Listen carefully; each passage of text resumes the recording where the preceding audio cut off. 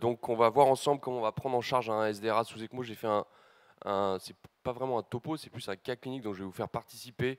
Il faut vraiment que ça soit interactif et finalement c'est la vraie vie que je vais vous montrer là.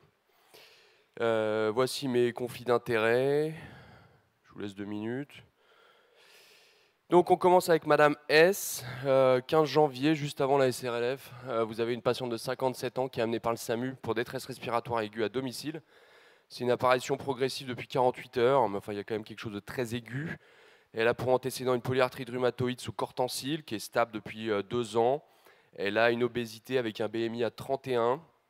Elle sature à 88% sous masque à haute concentration à la prise en charge par le SAMU. Et finalement, elle va être intubée à domicile sur cette détresse respiratoire aiguë pour sécuriser le transport. En réa, dans les 24 premières heures, la situation respiratoire est relativement difficile et une patiente pour laquelle vous allez initier rapidement des antibiotiques sur cette pneumopathie communautaire dont vous n'avez pas le germe pour l'instant. Vous démarrez avec C3G macrolide compte tenu du contexte épidémique et de la saison, puisqu'on est le 15 janvier, vous mettez du Tamiflu. Vous ventilez cette patiente comme il est dans les règles de l'art, on va dire. 6 ml/kg de poids idéal théorique x 25, une pression expiratoire positive à 12 cm d'eau, ce qui vous donne une pression de plateau à 28 cm d'eau. La patiente va être sédatée, curarisée dès l'admission. Les gaz du sang à H24 sont un pH à 7,36, une PaO2 à 160, PaCO2 à 44, des bicards à 18 millimoles par litre, des lactates à 3 millimoles par litre, une saturation 94%, en FiO2 80. La noradrénaline est à 2,5 mg/h, vous n'avez pas d'autres défaillances chez cette patiente. Finalement, 48 heures, on est à 48 heures de l'admission en réanimation. Vous avez donc une grippe positive à type H1N1 avec une co-infection bactérienne, ce qui est relativement fréquent à SDMS.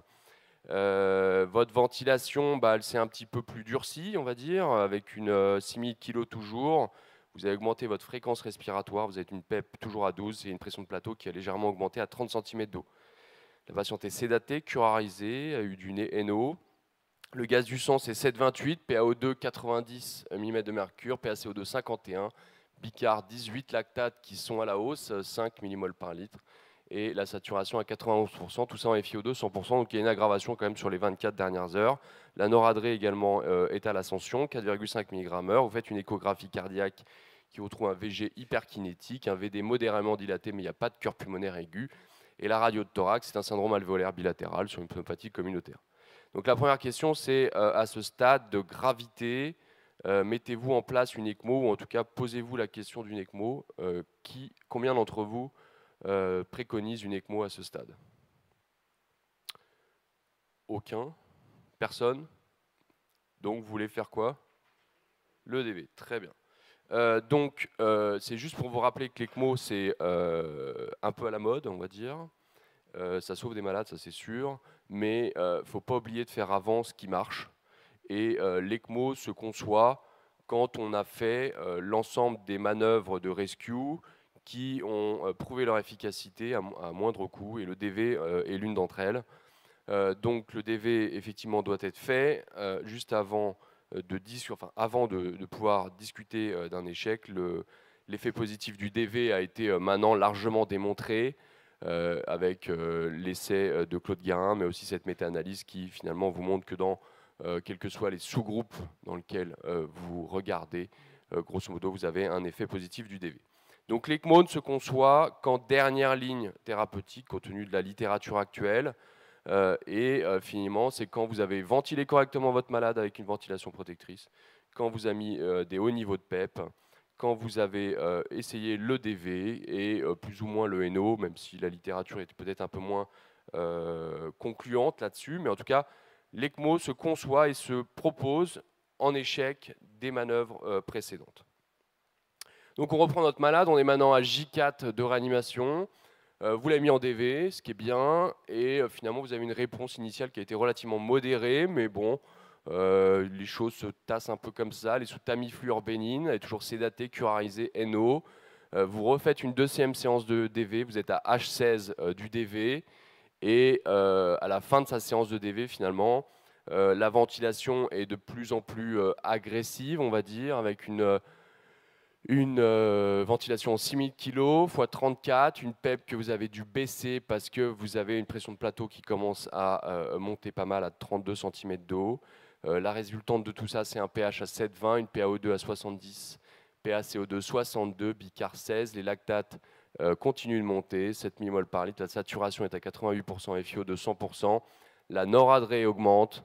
Et l'échographie cardiaque, vous avez une détérioration, on va dire, modérée de l'AFEVJ à 40%. Vous avez un VD qui se dilate, ce qu'on n'est pas tellement étonné dans le contexte, avec un septum paradoxal. Et compte tenu de l'acidose, on va dire mix respiratoire et métabolique, vous avez décidé d'initier une dialyse, une hémofiltration continue.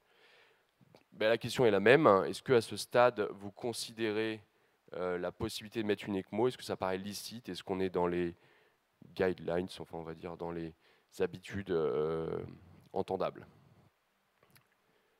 Combien d'entre vous proposent ou vont essayer de contacter un centre ou proposer localement de mettre une ECMO chez cette malade actuellement? Donc la grande majorité. Je suis d'accord avec vous. Donc l'ECMO véno-veineuse va vous remplacer la fonction pulmonaire. Ça, c'est l'effet immédiat, un peu magique. En quelques minutes, vous allez voir la saturation du malade qui va augmenter.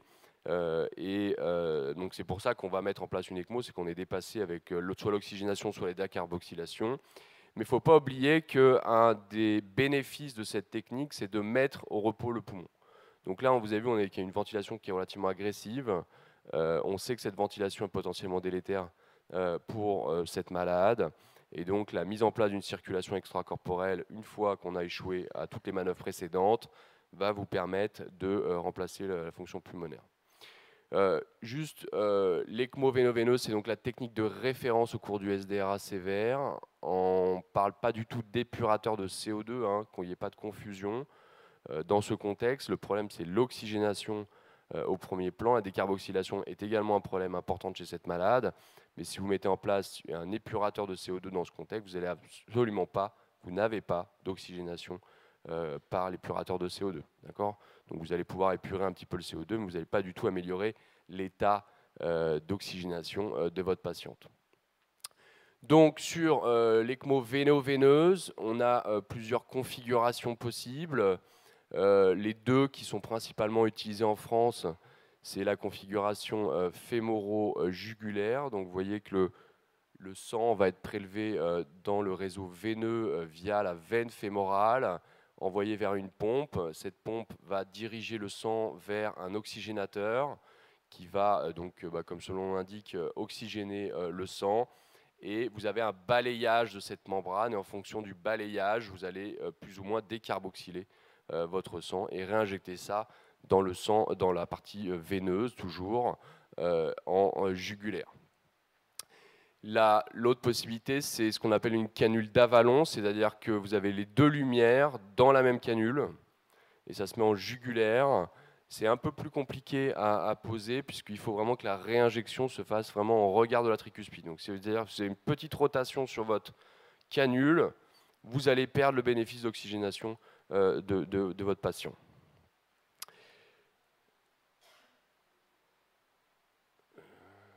Donc, les données actuelles de l'utilisation de l'ECMO véno-veineuse, elle est basée sur deux choses. Donc 2009, ça a été une année importante pour cette technique, puisque vous avez à ce moment-là l'essai César, qui est un essai anglo-saxon, qui comparait l'utilisation de l'ECMO véno-veineuse versus un traitement conventionnel dans les 7 premiers jours.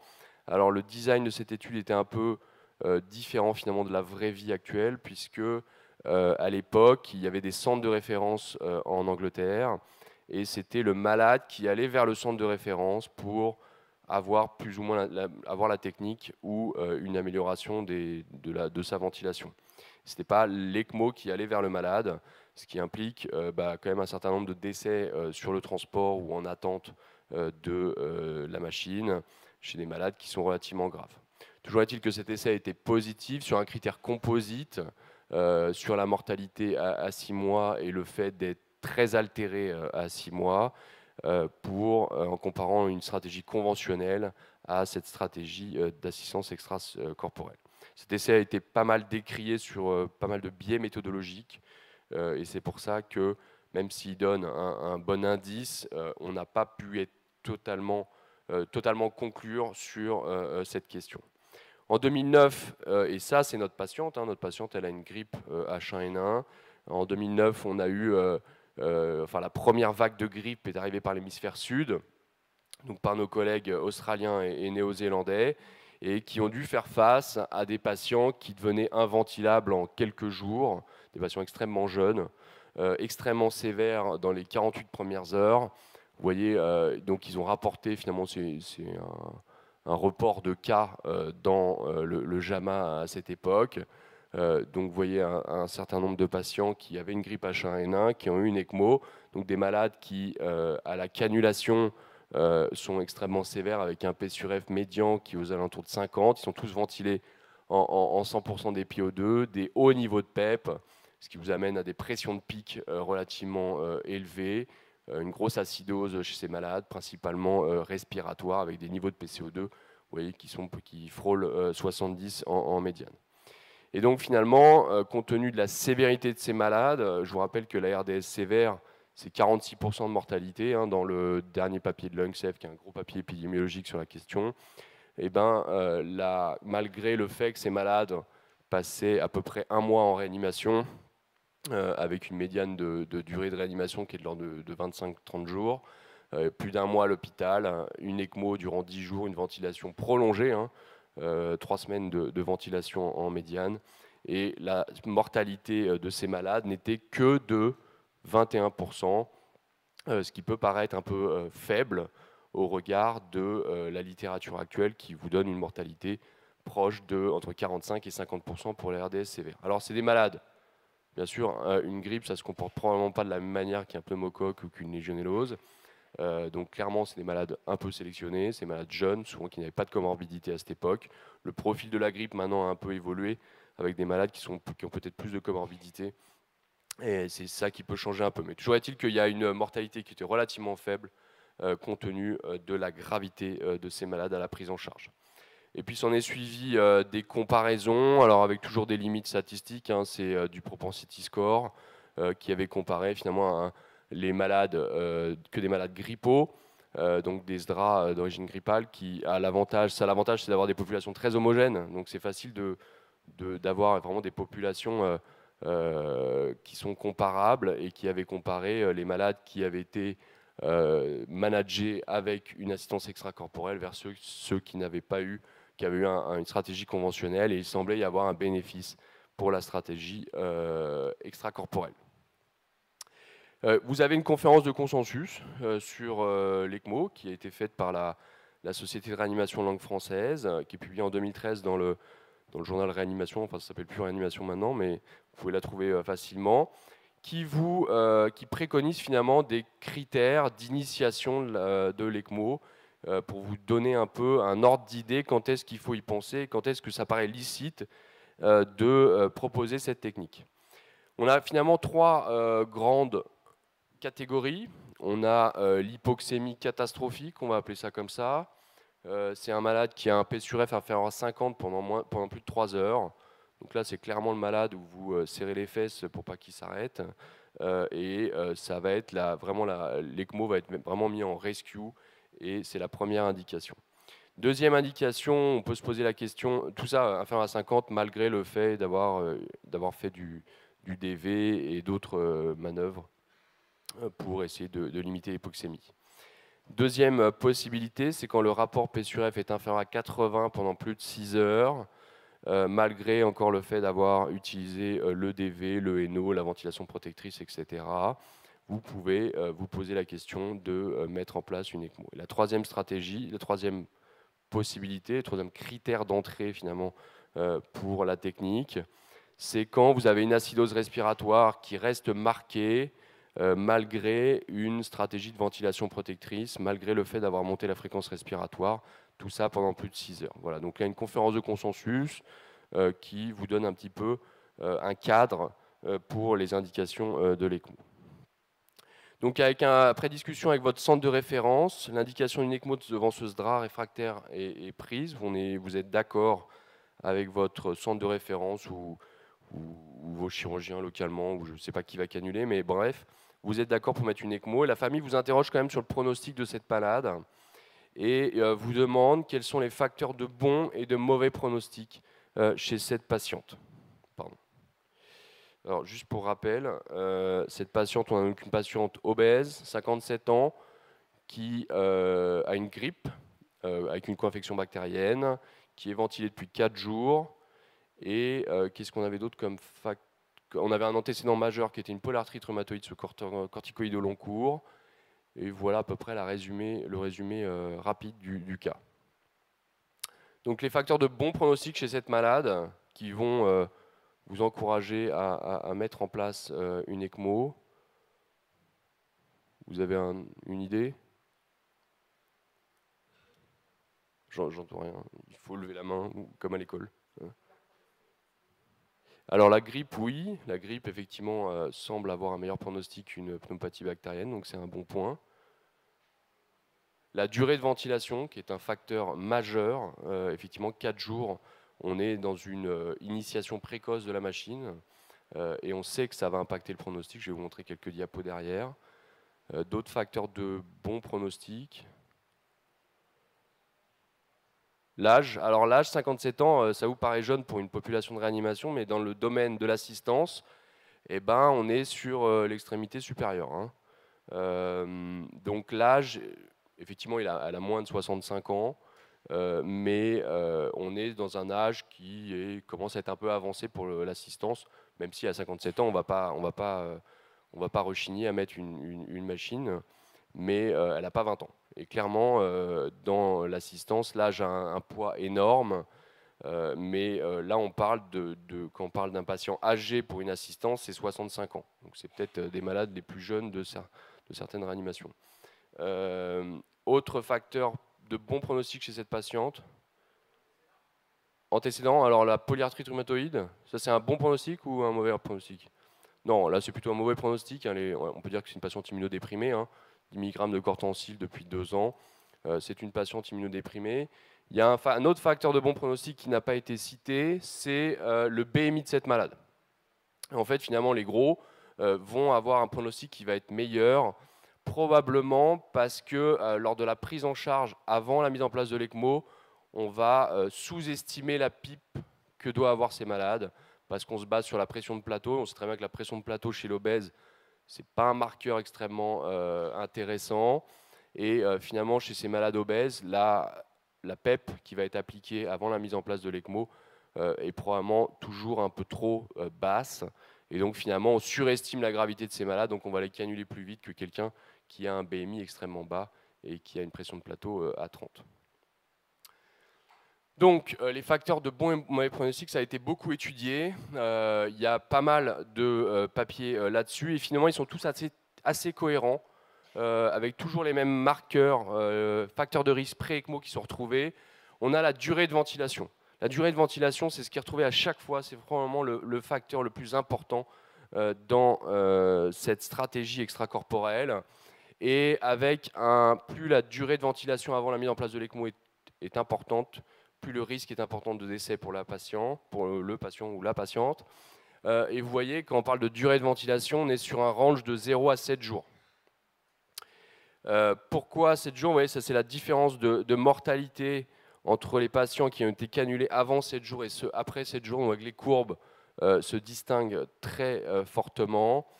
Pourquoi? Parce qu'on sait que, en se basant sur des travaux anapathes, que d'Arnaud-Thiel qu'il avait fait sur des autopsies de malades qui avaient un RDS, on voit qu'il y a 3 phases dans le SDRA. Il y a la phase exsudative, la phase proliférative et la phase qu'on redoute tous, c'est la phase de fibrose. Et grosso modo, après 7 jours, c'est là où on commence à avoir des lésions fibrotiques. Et donc 7 jours d'agression par la ventilation mécanique va pérenniser, va augmenter ce risque de fibrose. Et qui dit fibrose dit lésion irréversible, dit potentiel bénéfice de l'assistance extracorporelle qui est largement diminuée. Donc clairement, la durée de ventilation, c'est un facteur à prendre en compte lors de votre choix de mettre en place une assistance extracorporelle. Les autres facteurs de risque, vous les avez dit, c'est l'âge. Vous voyez que l'âge On a même, on arrive à différencier certaines catégories de 18 à 50 ans, de 50 à 59 ans et plus de 60 ans. Donc quand on parle d'un malade âgé pour une assistance, c'est plus de 60 ans. Donc c'est quand même des malades très très jeunes finalement. In fine, c'est des malades très très jeunes. Le BMI est un facteur protecteur qui a été retrouvé plusieurs fois. Je viens de vous expliquer pourquoi. Et le fait d'avoir une pathologie virale, un SDRA d'origine virale, principalement grippale, dans le contexte actuel, est un facteur de bon pronostic. On sait que c'est des malades qui vont récupérer pour la plupart, même s'il faudra être très patient. La gravité, les autres facteurs de risque, c'est la gravité avant la mise en place de l'ECMO. Ça paraît un peu logique, mais plus vous avez de défaillance, plus le pronostic va être impacté. Le caractère immunodéprimé du malade va être un facteur péjoratif, extrêmement important. Alors il y a 10-15 ans, on disait ouais, il ne faut pas mettre d'ECMO chez les immunodéprimés. Finalement, des immunodéprimés, on en a tous. C'est pratiquement 30 à 40% de notre population de réanimation. Donc maintenant, c'est dans les cohortes d'ECMO, véno-veineuse et de SDRA, c'est 30 à 40% des patients. Donc c'est un groupe de patients extrêmement important. Et par contre, ça a un impact sur le pronostic. Ils font plus d'infections, ils saignent plus. Et le pronostic est grévé par cette immunodépression. Dernier facteur de risque qui est extrêmement important, qu'on n'a pas cité pour cette malade, c'est finalement tout ce qui va être trouble de la compliance, qui peut se traduire finalement par une pression de plateau avant la mise en place de l'ECMO extrêmement élevée, une PCO2 très élevée, une impossibilité de monter la PEP, tout ça c'est des synonymes pour vous dire que la compliance du malade est relativement altérée avant la mise en place de l'ECMO. Vous voyez que le degré d'hypoxémie n'a jamais été retrouvé comme un facteur de risque de mortalité. C'est-à-dire qu'un malade qui a un P sur F à 30, à la limite, il vaut mieux avoir un P sur F à 30 qu'avoir une PCO2 à 60 avant la cannulation. D'accord ? Parce que les troubles de la compliance, c'est beaucoup plus difficilement réversible, alors que l'hypoxémie semble être rapidement réversible. Donc les troubles de la compliance majeurs avant la mise en place de l'ECMO sont des facteurs de risque importants. Voilà sur une slide les facteurs de bon pronostic et les facteurs de mauvais pronostic dans une review qu'on a fait récemment avec un des internes du service.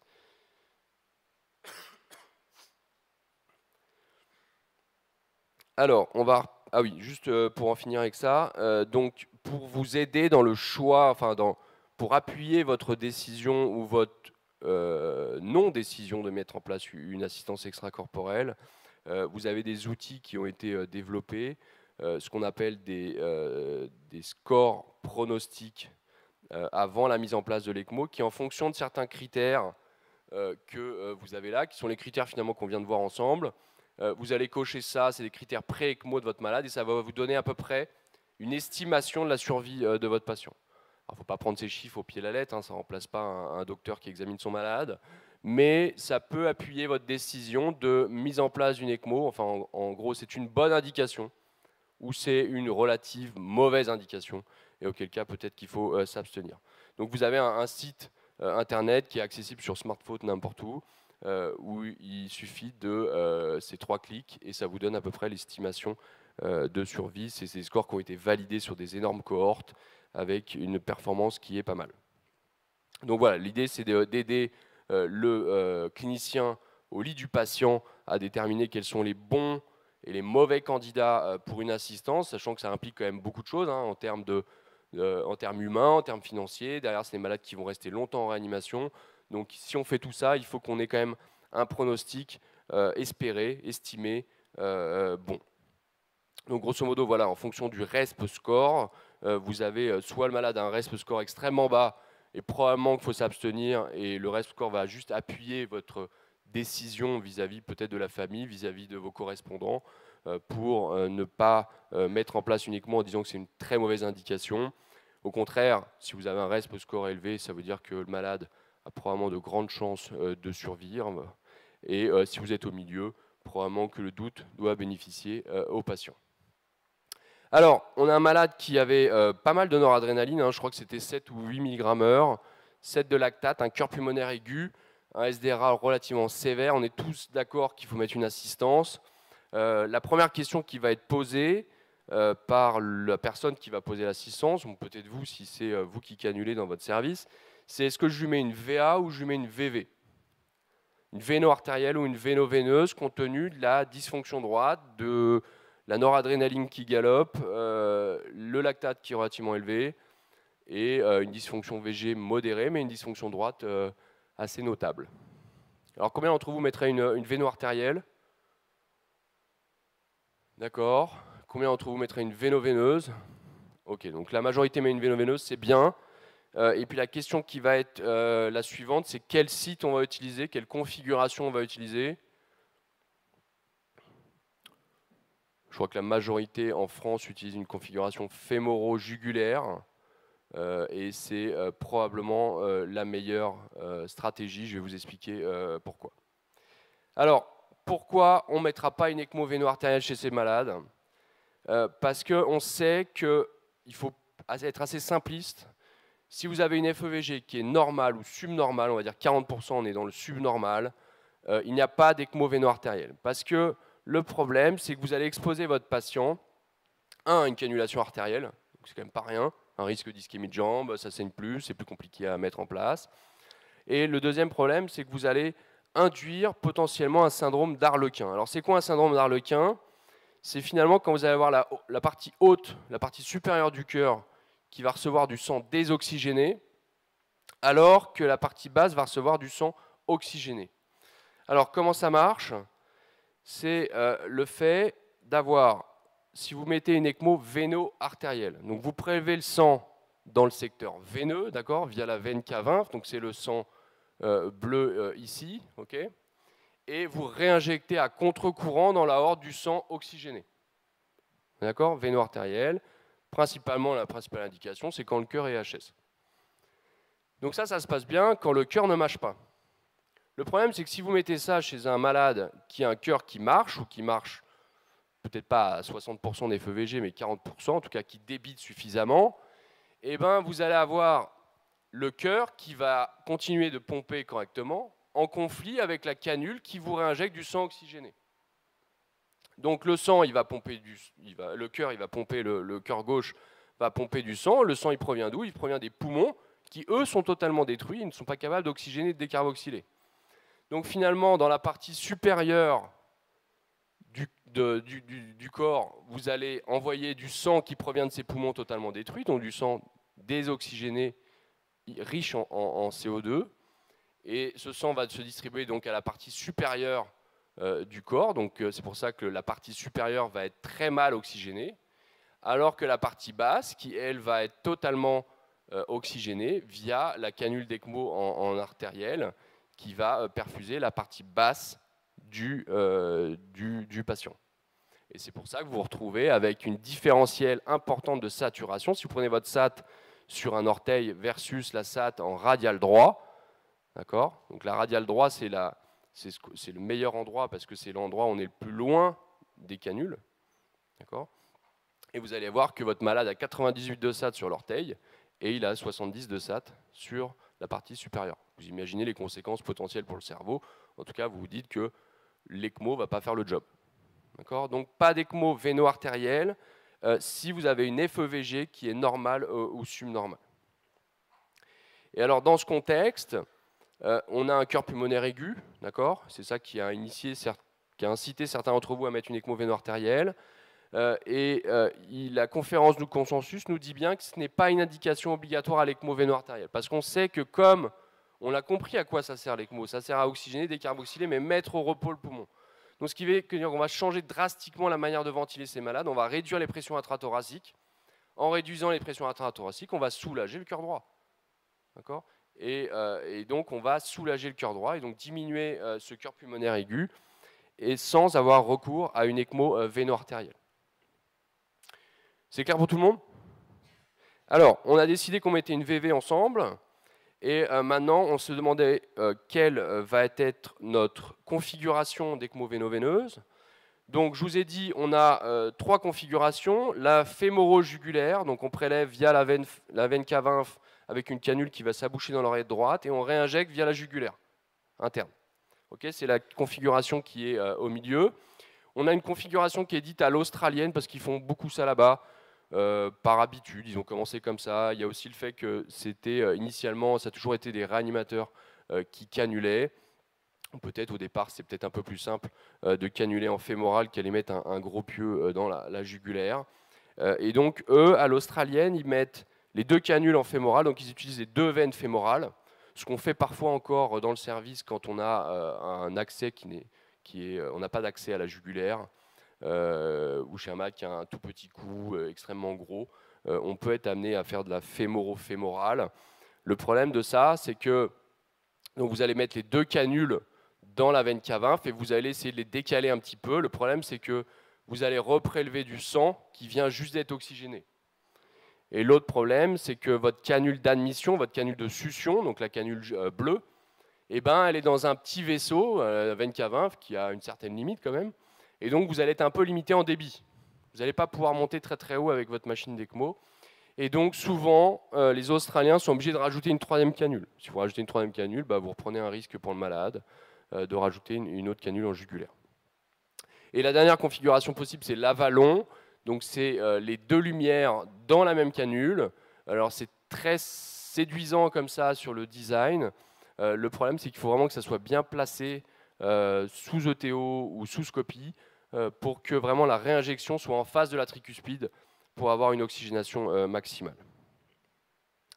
On repart sur notre patiente. Elle a un gaz du sang pré-ECMO après retour en décubitus dorsal qui est à 7,06, PCO2 80, c'est le marasme hein, globalement.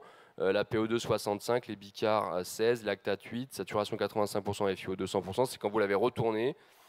Juste une anecdote, mais quand vous avez un malade en DV, si vous attendez l'assistance, si vous attendez une assistance mobile d'un centre de référence, laissez votre malade en DV et retournez-le uniquement quand l'assistance est là, est présent.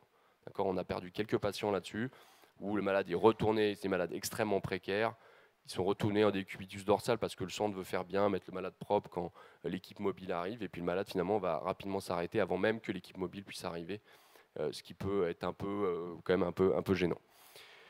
On revient là-dessus, donc ECMO fémoro-jugulaire véno-veineuse rapidement posée par l'équipe mobile d'assistance. La question c'est la PCO2, elle est relativement élevée, là, 80 mm de mercure. Comment vous allez la corriger? Avec quoi et comment? Qu'est-ce qui va vous permettre de corriger la PCO2 sur l'ECMO? Le balayage, d'accord. Et vous réglez à combien votre balayage? Là, on fait du pratico-pratique. Hein. Vous avez, voilà, votre patient il est cannulé, vous avez une PCO2 qui est très élevée. L'infirmière vous dit à combien je règle le balayage? Alors, 6-8 litres de base, comme ça? Ok, pourquoi pas. Donc la règle que vous pouvez retenir, c'est que vous réglez le balayage, initialement, hein, vous réglez votre balayage à votre débit d'ECMO. Si votre débit est à 5 litres, vous mettez votre balayage à 5 litres. Okay, après, vous faites des gaz du sang. Et après, vous adaptez. Okay, vous faites du 1 pour 1 au tout départ. Pourquoi? On va voir ça ensemble. Donc, la PCO2 est élevée. Comment je vais la corriger?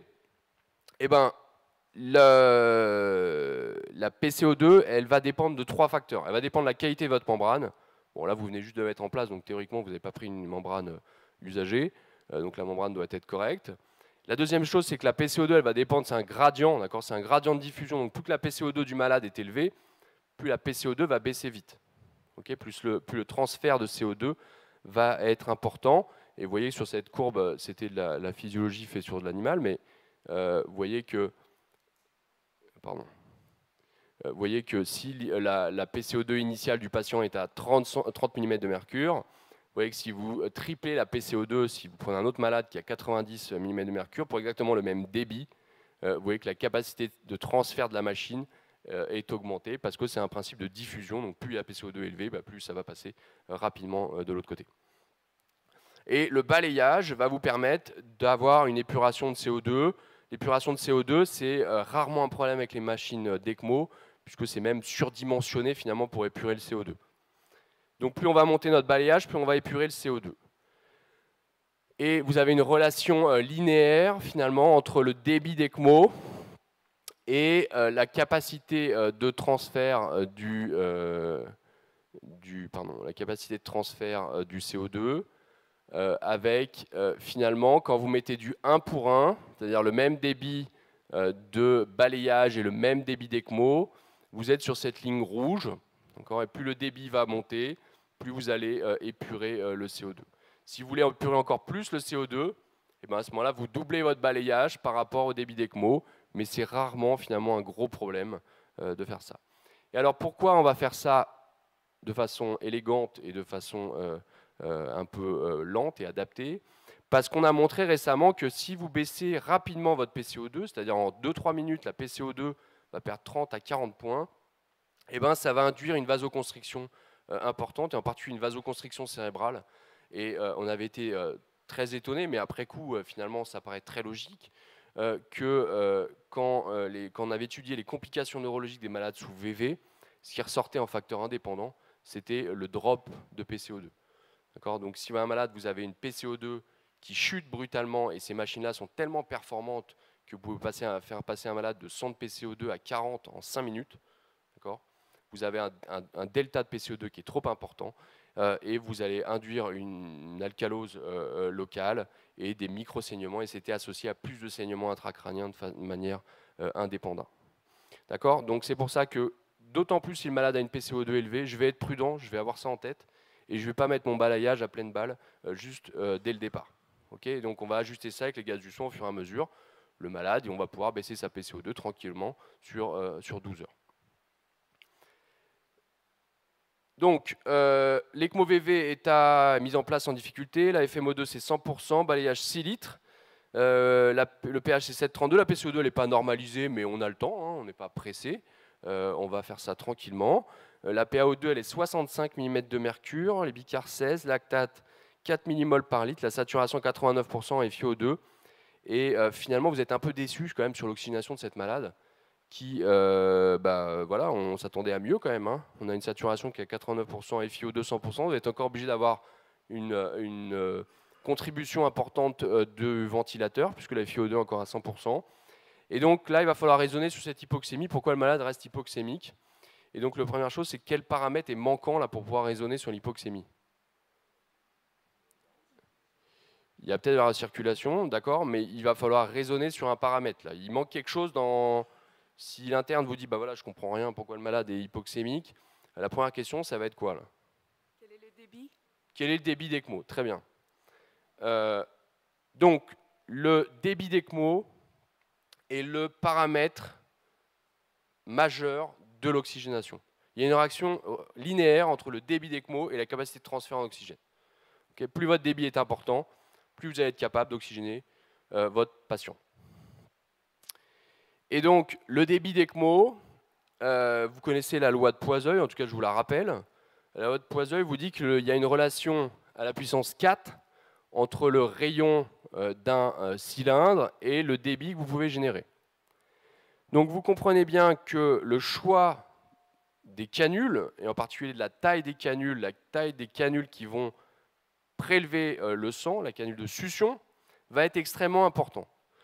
On ferait l'exemple qu'on a une ECMO qui tourne à 6 litres, donc bon débit, mais la personne qui a mis en place l'ECMO a été un peu frileux et a mis une 21 French en canule d'admission, donc petit diamètre quand même.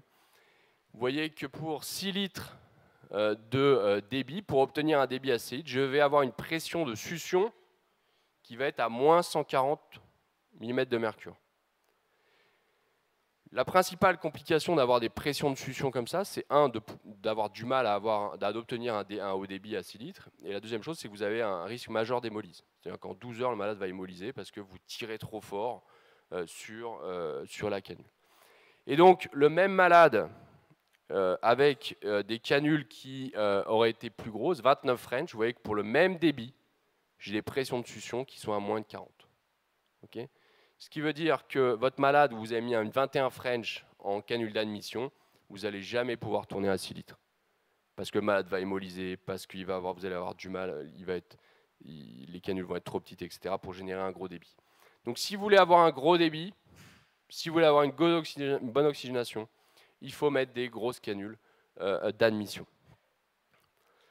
Et plus que le débit, ce qui est intéressant, c'est le rapport entre le débit d'ECMO et le débit cardiaque. On avait montré dans ce travail physiologique que finalement, si le rapport des deux est à plus de 60%, dans la grande majorité des cas, vous arrivez à obtenir une saturation à plus de 90% pour votre patient. D'accord ? Donc le débit d'ECMO est un marqueur important, mais si on va être encore un peu plus précis, c'est le débit d'ECMO sur le débit cardiaque. Et quand vous allez baisser votre débit d'ECMO, vous allez baisser votre PO2 et baisser votre saturation.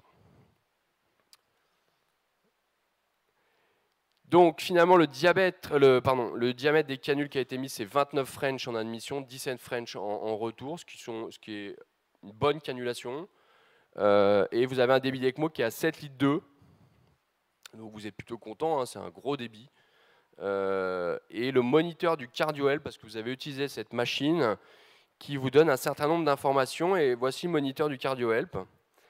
Et voilà, donc quelle est l'explication la plus probable de l'hypoxémie et pourquoi?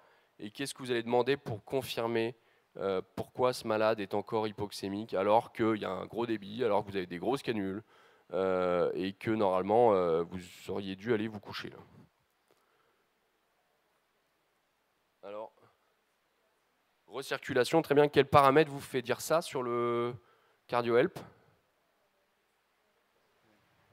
La saturation? La saturation, la SVO2, la SVO2? Ouais, et le débit peut-être Bah non, le débit il est bien, hein. Ouais, non, 7 litres 2. Donc le débit il est parfait, hein, on a un gros débit. Et l'intérêt du CardioHelp, c'est d'apporter un peu de monitorage à tout ça. Et vous voyez qu'il y a une information qui est apportée sur le CardioHelp, c'est la SVO2. Alors c'est pas la SVO2 qu'on utilise dans le monitorage du choc septique, mais la SVO2, ça va être la saturation qui règne dans la canule d'admission.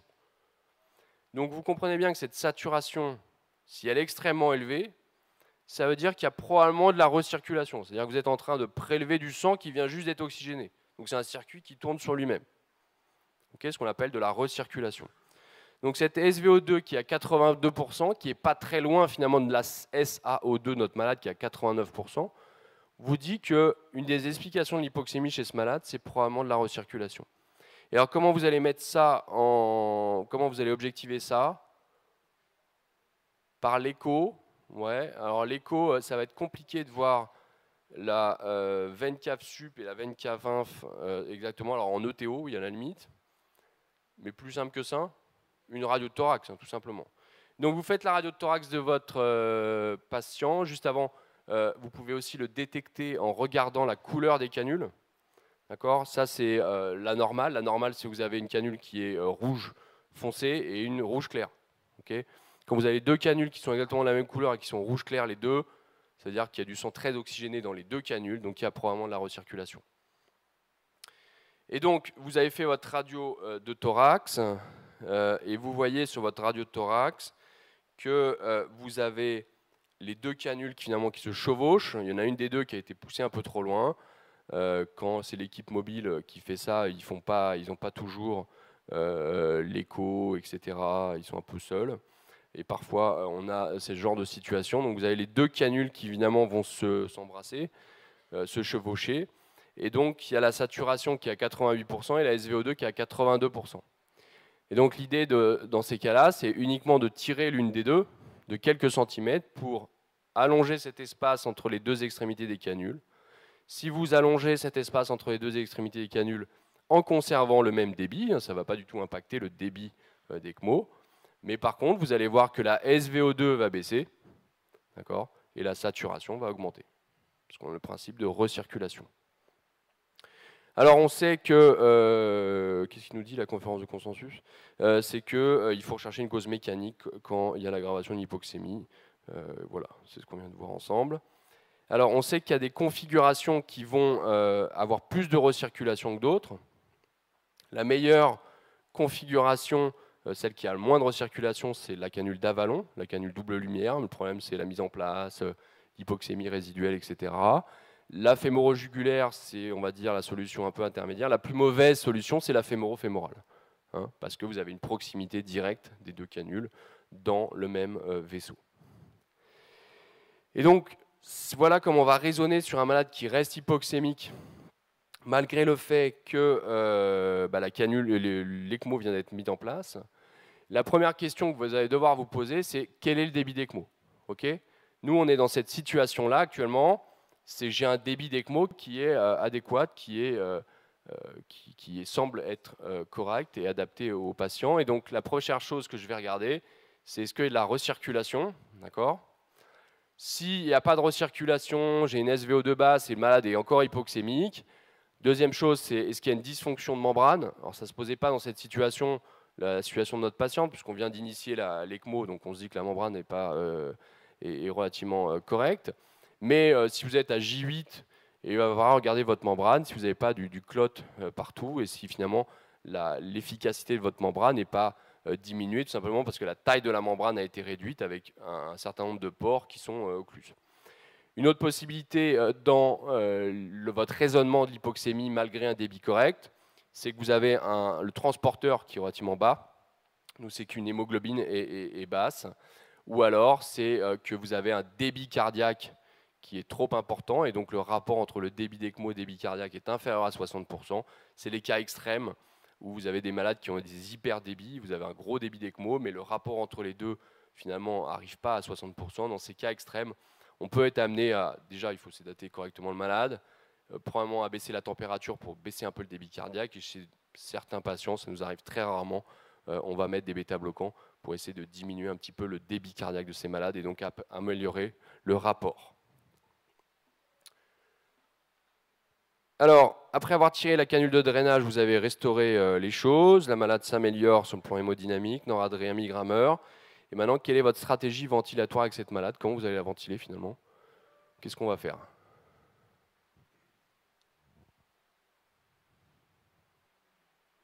Pardon? 2 ml/kg.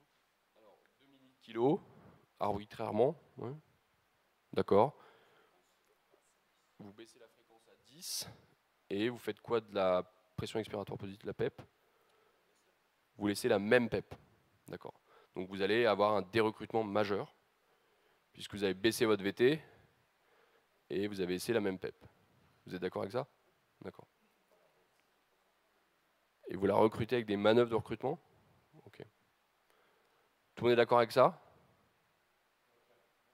Voilà, vous avez monté la PEP, probablement, pour éviter ce dérecrutement. Les manœuvres de recrutement, c'est quand même un peu décrié. Hein. Il y a le dernier papier du JAMA, là, c'est avec un excès de mortalité dans le bras recrutement.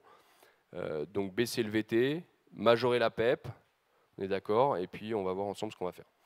Donc l'idée, c'est de mettre au repos le poumon, diminuer la toxicité de la ventilation mécanique et de mettre en place une stratégie de ventilation dite ultra protectrice.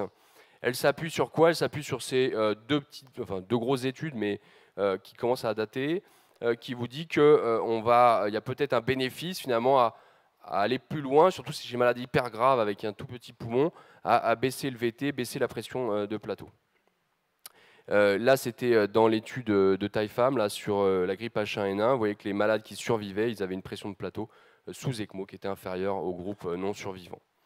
On a cet essai également qui avait comparé deux stratégies, 3 ml/kg versus 6 ml/kg, tout ça avec un épurateur de CO2, et qui avait été négatif sur le critère de jugement principal chez tous ces malades. Ça mixait tous les types de gravité de la RDS. Mais dans le groupe le plus sévère, vous voyez qu'il y a un bénéfice en termes de ventilation, absence de ventilation à J28. Il y a un bénéfice certain. Alors c'est un critère secondaire, évidemment. Mais peut-être que chez les malades les plus graves, finalement, il y a un intérêt à avoir une ventilation ultra protectrice. Donc finalement, la ventilation ultra protectrice sous ECMO, l'ECMO va vous permettre de faire quoi? De baisser drastiquement la pression motrice. On va baisser la pression de plateau, on va monter la PEP, donc on va baisser la pression motrice, la driving pressure en anglais, et on va essayer de cibler une driving pressure largement inférieure à 14 cm d'eau, puisque l'ECMO, elle assure le job en termes d'oxygénation, décarboxylation, donc elle permet de vous relaxer un petit peu sur la ventilation. La driving pressure, c'est le facteur indépendamment associé à la mortalité. Donc plus votre driving pressure sous ECMO est élevé, et plus il y avait de décès. C'est un facteur indépendant associé à la mortalité. Le fait de baisser le volume courant, donc baisser la pression motrice, va induire un dérecrutement. C'est obligatoire. Si vous passez de 6 ml/kg à 2 ml/kg, vous allez avoir des grosses atéctasies qui vont apparaître en quelques minutes. Et pour contrecarrer ça, eh ben, monter sa PEP paraît légitime, d'autant plus qu'on va baisser finalement notre pression motrice. Et donc dans ce papier qu'on avait fait sur une étude rétrospective certes, mais sur un gros volume de malades, on avait montré que la différence entre les survivants et les décédés, c'était d'une part la pression expiratoire positive avant la mise en place de l'ECMO, donc plus élevée chez les malades qui allaient survivre. Ça, c'était un facteur qu'on a déjà vu plusieurs fois. Mais après, ce qui était intéressant, c'est qu'en facteur indépendamment associé à la mortalité, un facteur protecteur, c'était le niveau de PEP sous ECMO. L'autre chose, c'est la fréquence respiratoire. La fréquence respiratoire, c'est le nombre de fois que vous allez taper sur votre poumon avec une ventilation agressive. Et donc, c'est un facteur qui joue et qui est indépendamment associé à la mortalité également. Donc, on va pouvoir réduire drastiquement la fréquence respiratoire. On va pouvoir réduire drastiquement la FiO2. Vous savez que les hauts niveaux de FiO2 peuvent donner des atelectasies d'énitrogénation. Donc ça, l'ECMO va vous permettre de drastiquement baisser la FiO2 sur le ventilateur. Et on a un problème, c'est que ces malades-là vont rester sous l'ECMO très longtemps, enfin entre 2-3 semaines, même plus, beaucoup plus pour certains malades. Et donc, il va falloir trouver un moyen de maintenir une ventilation spontanée. Je vous donne une recette du service, je ne vous dis pas qu'il faut faire comme ça, parce que je n'ai pas le niveau de preuve pour vous dire qu'il faut faire ça. Mais on utilise beaucoup la PRV dans cette situation-là, puisque vous avez un contrôle avec ça de la pression de plateau, de la PEP. Vous avez donc un contrôle précis de votre driving pressure, de votre pression motrice. Et donc vous allez voir le malade qui va évoluer au fur et à mesure des journées, avec une amélioration de son volume courant, avec exactement la même pression motrice. Donc si le malade s'améliore, si sa compliance s'améliore, vous allez avoir le volume courant généré par cette pression motrice qui va augmenter au fur et à mesure des jours. Et l'avantage, c'est que le malade va pouvoir faire de la ventilation spontanée quand il veut, et cette ventilation n'est pas synchronisée, c'est-à-dire qu'elle ne va pas déclencher un nouveau cycle à chaque fois, avec un risque de pression transpulmonaire importante. Donc vous êtes à J7, le débit d'ECMO est pas mal, la FMO2 est à 100%, balayage 8 litres, sevré noradré, le FEVG est pas mal, vous l'avez ventilé en APRV, 26 de pression haute, 12 de pression basse, donc 14 de driving pressure, FiO2 40%, le VT résiduel de tout ça c'est 2 ml/kg, le pH 7,42, PO2 85, PCO2 42, saturation 95%, 20 de bicar, lactate de 5. Et voilà ce qui se passe. L'infirmière vous appelle parce que la malade désature et vous constatez, alors normalement il y a une deuxième vidéo qui doit se mettre en route, voilà. Vous constatez donc les canules qui bougent toutes seules et le débit, parce que vous avez changé un peu la machine, c'est plus un cardio-help, le débit qui chute. Quelles sont les causes possibles? Hypovolémie, très bien. Autre cause rapidement. Il faut que j'accélère un peu là. Pardon? Déplacement de canule, alors plutôt coup dur des canules, ou alors la canule qui a vraiment beaucoup bougé. Donc ce qui veut dire que quand vous avez un débit de pompe qui chute, c'est vous avez une réduction de la précharge, une augmentation de la post-charge. Okay, et donc là on est dans la deuxième catégorie, c'est-à-dire que mon patient a désaturé, et là cette fois-ci il a désaturé parce que le débit d'ECMO a chuté. Okay, donc qu'est-ce que je vais regarder? Je vais regarder soit il y a un problème mécanique, c'est-à-dire que vous avez une des canules, enfin pas la canule, mais une partie du circuit qui s'est coudée, ou alors vous avez un pneumothorax, ou alors vous avez une tamponnade gazeuse, ou tamponnade cardiaque, ou alors c'est parce que tout simplement le malade est hypovolémique. Et donc les causes de danse des canules, de fluctuation du débit d'ECMO, c'est un drainage veineux inadéquat, donc c'est un truc très simple, mais on se fait tous piéger par ça, c'est regarder s'il n'y a pas une plicature du circuit, le malade a été nursé, puis finalement la canule, le circuit s'est plicaturé. Est-ce que c'est l'hypovolémie, la loi de Poiseuille, qui est rappelée ici? Et est-ce que c'est une malposition des canules? Alors ça n'intervient pas, souvent c'est pas un problème à J8, c'est un problème après la cannulation, où vous apercevez que vous n'arrivez pas à générer un bon débit chez ce malade. Et donc pourquoi? Parce que votre canule, elle est mise n'importe comment. Là, c'est des histoires de chasse, mais c'est des canules du service. Où vous avez une canule qui est veineuse droite, non gauche, pardon, et qui va repartir de l'autre côté, ou une canule d'admission qui va être en sous-hépatique. Et la dernière chose, c'est regarder la radio de thorax, faire une ETT ou une ETO, parce que une des explications, ça peut être soit un pneumothorax bilatéral, donc vous avez augmenté la post-charge, et donc vous avez une chute, une post-charge droite, et vous avez une chute du débit d'ECMO. Donc, vous avez rempli de 3 litres cette patiente, elle devient oligorique, vous n'avez pas de coup dur de circuit, la radio de thorax est inchangée, que recherchez-vous? Vous êtes obligé de remplir la malade. On a J7. L'hémorragie, alors l'hémoglobine est normale. Ouais, une infection, d'accord? On est tous d'accord là-dessus. J7, c'est le timing pour la PAVM. Donc vous avez recherché l'infection, elle n'en a pas.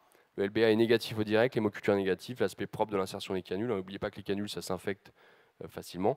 L'hémoglobine est à 5,5, l'hémoglobine elle est un peu anémique finalement. Excusez-moi. Et donc, l'infirmière vous fait tilter un peu sur l'aspect des urines. Quelle est votre hypothèse chez cette malade? Une hémolyse intravasculaire massive, on est d'accord.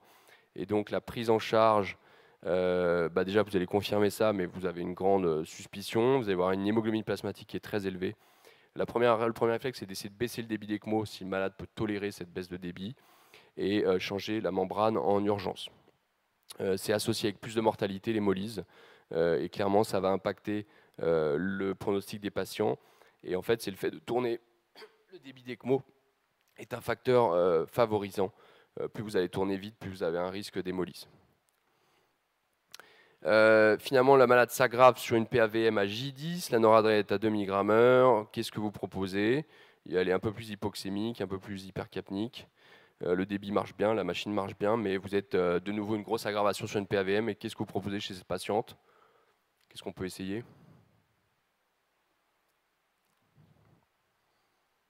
Personne ne veut la... Ouais, DV, très bien. On peut essayer le DV.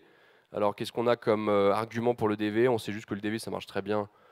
C'est un bon facteur protecteur, en tout cas pour diminuer le VILI. Et donc, il y a un certain nombre une certaine littérature qui vous dit que c'est faisable sous ECMO, ça semble être possible chez malades sélectionnés, et que ça peut améliorer la compliance. Nous, on en fait beaucoup dans le service. Clairement, il faut former les infirmières, mais c'est vraiment pas très compliqué. Ça fait peur au début, mais ça peut marcher. Donc, on va essayer le DV chez cette malade. Finalement, la malade va être monodéfaillante respiratoire, elle va s'améliorer progressivement par le DV. Elle est consciente mais agitée. Et puis la famille, à J21, au vu de cette radio, veut une LATA. Il dit vous êtes dans l'acharnement thérapeutique, je veux tout arrêter. Qu'est-ce que vous en pensez? Qu'en pensez-vous? Que proposez-vous? Vous êtes d'accord avec ça? J21, une grippe, une radio catastrophique mais monodéfaillante. On continue? On est tous d'accord? Donc effectivement, ça c'est juste pour souligner le fait que vous allez avoir pas mal de problèmes éthiques avec l'ECMO. Ça génère des nouvelles situations, des nouveaux raisonnements également, avec des malades conscients accrochés à des machines, et finalement certains malades qui sont totalement conscients, et ça donne de grands débats avec la famille, avec les soignants, avec l'équipe, etc. Et donc il y a toute une nouvelle littérature là-dessus, qui est l'éthique sous ECMO finalement, parce que ça amène des nouvelles situations. Juste pour vous rappeler que dans les dernières séries, il y a 25% des patients qui ont plus de survivants, qui ont eu une ECMO pendant plus d'un mois. Donc c'est franchement une erreur à 3 semaines de limiter un patient qui est monodéfaillant respiratoire. Je ne dis pas un patient en défaillance multiviscérale, mais un patient qui a juste une défaillance respiratoire. Le limiter est probablement trop précoce. Donc on va trachéotomiser la malade. À J35, elle va être consciente, elle va s'améliorer. Vous voyez l'amélioration de la radio. Et donc la dernière question, c'est est-ce moment de sevrer l'ECMO? Vous avez un VT qui est de l'ordre de 5,5 ml/kg, un débit qui est à 5,2, une balance hydrosodée négative. Et comment vous allez réaliser l'épreuve de sevrage? Vous stoppez le balayage. Qu'est-ce que vous faites avec le débit? Pareil, très bien. Donc le sevrage, c'est n'oubliez pas que donc le sevrage, vous allez faire ça quand le VT va s'approcher des 6 000 kg de poids idéal théorique. Donc avec la même driving pressure, vous allez pouvoir avoir un bon VT. Vous laissez en place le débit d'ECMO à 3,5-4 litres minute, parce que ça va être une épreuve de sevrage prolongée. Donc si vous laissez votre débit d'ECMO à moins d'1 litre, dans une demi-heure, la canule va être thrombosée. C'est pas pour ça que le malade est sevrable. Et si jamais le malade n'était pas sevrable, il faudra remettre une ECMO, recanuler. Donc on va couper complètement le débit le balayage de la membrane. Et finalement, on va considérer que le malade est sevrable quand la PaO2 est plus à 60, quand la FiO2 sur le respirateur est à moins de 60, quand les pressions intrathoraciques ne sont pas trop élevées. On va faire un petit écho pour vérifier qu'il n'y a pas un cœur pulmonaire aigu. Et voilà, donc le sevrage de l'ECMO véno-veineuse, c'est de la patience, d'accord. Il faut essayer plusieurs fois, on va échouer, puis on repart le lendemain, et puis on réessaye. La récupération pulmonaire, le poumon, c'est quelque chose de très plastique. Ça récupère excessivement bien. Ça peut prendre plusieurs semaines. Donc ne limitez pas trop vite vos malades, surtout quand ils sont monodéfaillants. Et on va couper le balayage de la membrane, surveiller les gaz du sang pendant 6 à 24 heures. Ça dépend un peu des habitudes de service. Dans le service, on fait 24 heures, mais plus pour un problème logistique, parce qu'on n'enlève pas les ECMO la nuit, parce qu'on est tout seul pour beaucoup de lits. Donc voilà. Merci beaucoup.